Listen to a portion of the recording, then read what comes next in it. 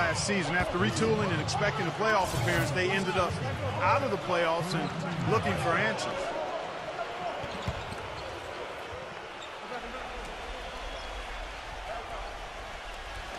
Just around a minute and a half into the first quarter. All sorts of time. They get it back.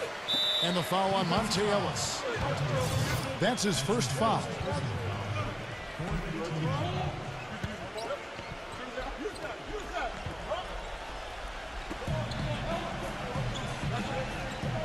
Here is Dudley. And back to the Mavs, 24-17 at home, which is a solid record, but you have to be better than solid, I think, Steve, to get into the playoffs in the Western Conference. Yeah, no doubt about that, Kevin. And you think about the Mavs' shortcomings last year. I mean, Dirk being hurt early, so they didn't mesh well. And then when he did come back, there probably was too much ground to make up. So hopefully Dallas can have a full season of health for Dirk and the rest of the roster.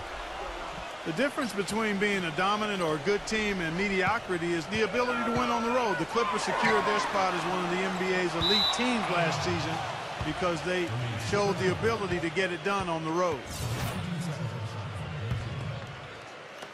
And it's the Clippers with the ball.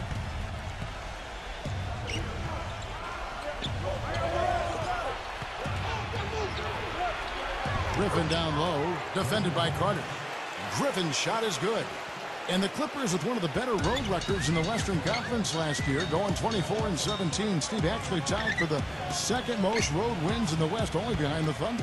And believe it or not, Kevin, it's the first time the Clippers franchise has ever had a winning record on the road. Actually, I do believe that when you think back to Clipper history. But I'll tell you what, it's a team on the rise and a very interesting club to watch.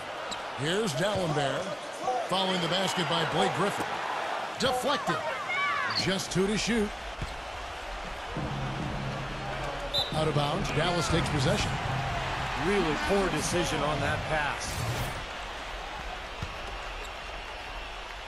Here in the first, just under 2.5 minutes played so far. Here's Calderon. You know, once he crosses half court, you need to stay awake because he can drop it from deep. Yeah, he is a threat really from anywhere when he gets on a roll like this. Jose Calderon out of Spain is a terrific playmaker and shooter. He's not a guy who's going to put up big numbers, but you give him the keys to your offense, and he's going to make a lot of good things happen for you. Here's Ellis after the made shot from Dudley. Ellis dishes to Nowitzki. Back to Ellis. Dallas moving the ball around. He kicks to Calderon.